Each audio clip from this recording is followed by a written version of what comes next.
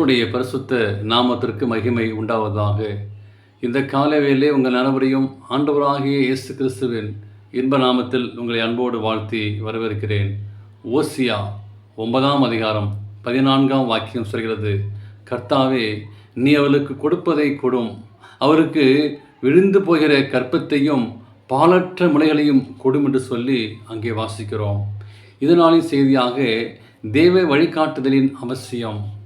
தேவனுக்கு அன்பான பிரியமான விசுவாச பிள்ளைகளே, ஒவ்வொரு நாளும் நம்முடைய வாழ்க்கையிலே தேவன் நமக்கு எவ்வாறு நடத்துவார், தேவன் நம்மளை எப்படி நடத்துகிறார் என்று சொல்லி அவருடைய ஆலோசனைக்கு, அவருடைய வழிகாட்டுதலுக்கு நம்ம ஒப்புக் கொடுக்க வேண்டும்.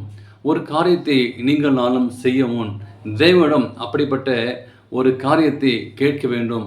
நான் இது செய்வது நலமா அல்லது உம்முடைய விருப்பம் என்ன என்று சொல்லி கேட்க வேண்டும். அப்படிப்பட்ட ஒரு ஜெபத்தை இஸ்ரவேல் செய்ய தவறியதால் அவர்கள் ஒரு பெரிய பிரச்சனையை மாட்டிக்கொண்டார்கள்.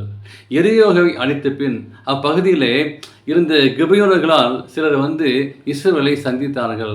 நாங்கள் வெகு தூரத்திலிருந்து வருகிறோம், உங்களுக்கு எந்த விதத்திலும் ஆபத்து விளைவிக்க மாட்டோம், உங்களோடு உடன்படிக்கை செய்து கொள்ள வந்தோம் என்றார்கள்.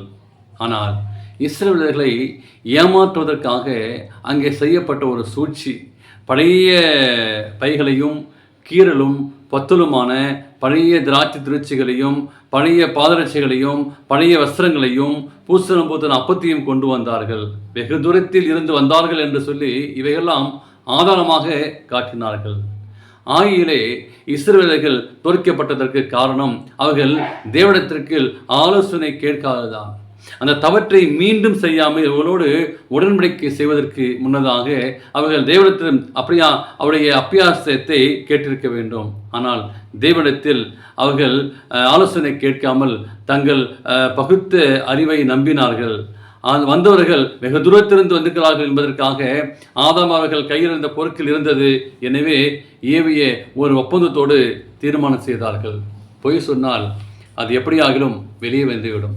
இன்றைக்கு ஏதாவது ஒரு பொய்யை சொல்லி, ஏதாவது ஒரு காரியத்தை சொல்லி மற்றவர்களை நாம் முன்னுக்கு வர வைக்க வேண்டும் என்று சொல்லி நிறைய நாம் பொய்களை செய்கிறோம். மற்றவர்களுக்காகவும் அல்லது நம்முடைய முன்னேற்றத்திற்காகவும் ஏதாச்சும் ஒரு பொய்யான காரியங்களை செய்கிறோம். அப்படி சொல்லக்கூடிய பொய்கள் ஒரு நாள் நிச்சயமாக வெளியே வந்துவிடும். இங்கே ஏவியர்கள் சொன்ன பொய் உடனே வெளிப்பட்டது. ஏமாற்றப்பட்ட தலைவர்களுக்கு சரியாக இஸ்ரவேலர்கள் முறுமுறுத்தார்கள். அந்த ஏவியல் ஆலயத்திற்கு விலகி வெட்டுகளாகவும் தண்ணீர் சுமக்கலாகவும் இருக்கும்படி யோசுவா கட்டளையிட்டார். அவர்களுக்கும் அவர் சம்மதித்தார்கள். ஆனால் தேவனிடத்தில் ஆலோசனை கேட்க ஏன் தயங்குகிறோம்? தேவனுக்கு பிரியமான பிள்ளை, நம்முடைய பகுத்தறிவை நம்புவதை விட தேவ ஆலோசனை நம்புவதாக தேவனிடத்தில் ஆலோசனை கேட்டால் எல்லா பிரச்சனையும் நாம் தவிர்க்கலாம்.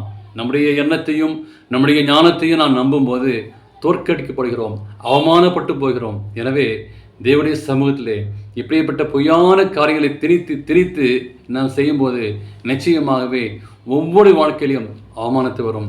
மற்றவர்களை முன்னுக்கு வர வேண்டும் என்று சொல்லி மற்றவர்களுக்காக பொய்யை திணித்து பொய்யான காரியங்கள் நாம் செய்யும்போது அது நிச்சயமாக அழிவை கொண்டு வரும் என்பதை நீங்கள் மறக்க வேண்டாம். ஆண்டவருக்கு உண்மையாய் வாழ்வோம், சாட்சியாய் வாழ்வோம். தேவன் தாமே உங்களை ஆசீர்வதிப்பாராக. ஆமென்.